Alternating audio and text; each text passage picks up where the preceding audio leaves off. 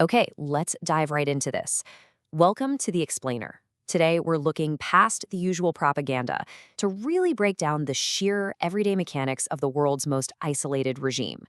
We're going to examine how a modern dictatorship actually functions on the ground, and we'll also look at the really surprising ways its citizens are quietly fighting back.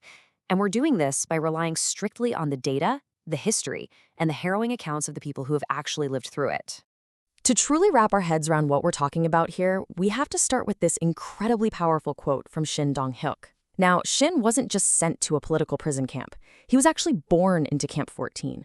His entire childhood was just about surviving on tiny rations of corn porridge, literally eating grass and rats just to stay alive. And at only 13 years old, he was forced by the guards to watch his own mother and brother be executed. He did eventually escape, and it was his story that really exposed the absolute raw brutality of this regime to the rest of the world.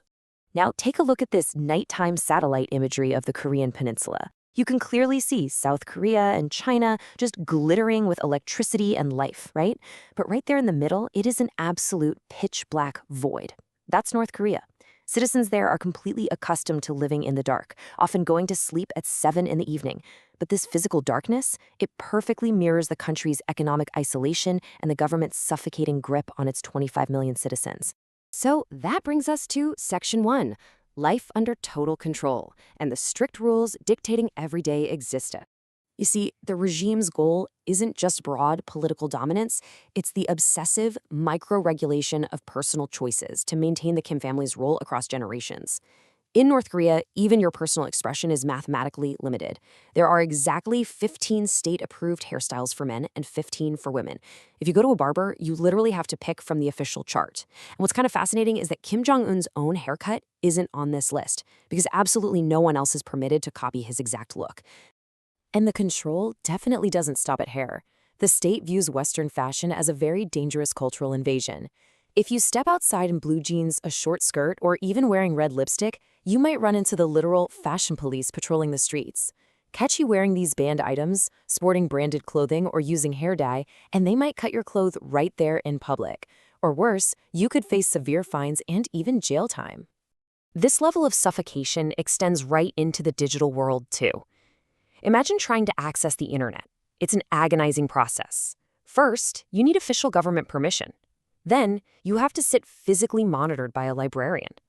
Every 5 minutes, your screen deliberately freezes, and only the librarian's fingerprint scan can unlock it.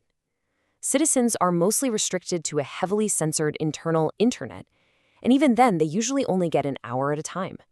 Now, what if you happen to own a state-approved smartphone? Well, the spying is built directly into the operating system. These phones don't have an app store, and you definitely can't make international calls. But even more terrifying, at completely random intervals, the phone takes a screenshot of whatever you're doing and sends it straight to the government. Total compliance is basically hardwired in. So how on earth did the country get to this point? Surprisingly, back in 1980, North Korea's per capita GDP was actually higher than both India's and China's. But in the 1990s, the Soviet Union collapsed, which instantly cut off North Korea's cheap oil and food subsidies. From 1995 to 1998, a catastrophic famine hit. The state chose to protect its military and nuclear ambitions rather than accept aid that had strings attached. Citizens were just left to starve. People were eating whatever they could find. They were literally hunting local frog populations to extinction just to survive. Estimates say anywhere from 500,000 up to 2 million people died. Moving on to Section 2, the strict Songbun system, and how the regime engineers social control. To survive a massive tragedy like that famine without facing a total public revolt, a government needs an ironclad structure. For North Korea, that structure is Songbun. This is a rigid social caste system that is entirely based on your family's perceived political loyalty. This isn't just some informal bias, folks. It is a strict legal metric. Where you live, the job you get, the amount of food rations you receive, even who you're allowed to marry, it's all completely predetermined by your assigned caste. The whole population is divided into 3 main classes. First, you have the core class. These are the loyalists. They get the best resources and are actually allowed to live in the window-dressed capital city of Pyongyang. Then you have the wavering class, who are viewed with constant suspicion. And finally, the hostile class. They're considered state enemies and are banned from even coming within a 50-kilometer radius of the capital. The secret police use this system brilliantly. They force citizens in the lower classes to spy on each other, turning even family members into informants. It absolutely destroys any baseline of communal trust. Which leads us straight into Section 3, the machinery of fear and the really dark consequences of stepping out of line. So what actually happens when someone breaks the rules of the Songbun system or goes against the state? Central to all of this fear is the concept of guilt by association. This is a legal mandate where the punishment for a single political crime doesn't just fall on the person who did it. It is mercilessly enforced upon their entire family. Remember our opening story about Shin Dong-hyuk being born in a prison camp?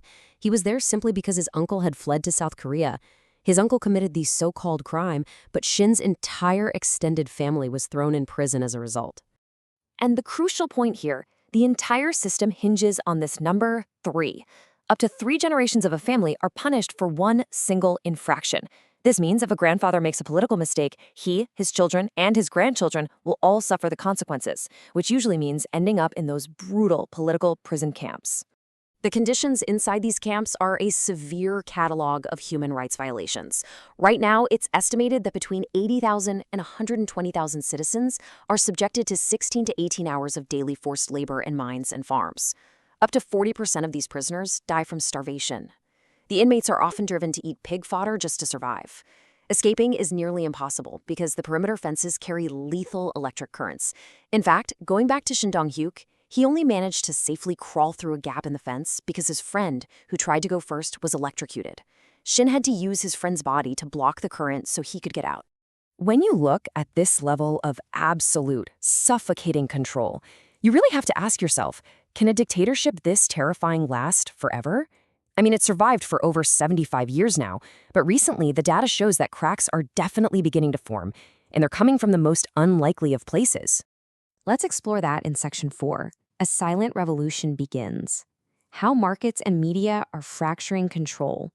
The seeds of this silent revolution actually started during that devastating famine in the 1990s. Because the state could no longer feed its people, citizens were completely forced to become self-reliant. And here's how it broke down. Men are legally stuck in mandatory government jobs. Those jobs pay the equivalent of just 7 to 9 kilograms of corn for an entire month's work. But married women aren't forced into those state jobs, so the women took to the streets to trade. Today, women generate roughly 70% of household incomes. They are quite literally driving the entire survival economy. These female-led black markets are known as jangmadang. What started out as desperate trading just for basic survival has evolved into massive, permanent underground hubs.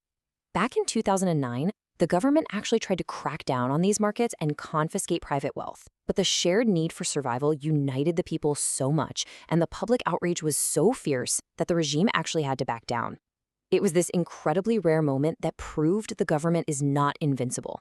And these markets have triggered a massive cultural shift. The jangmadang aren't just for food anymore. They've become hubs for foreign information.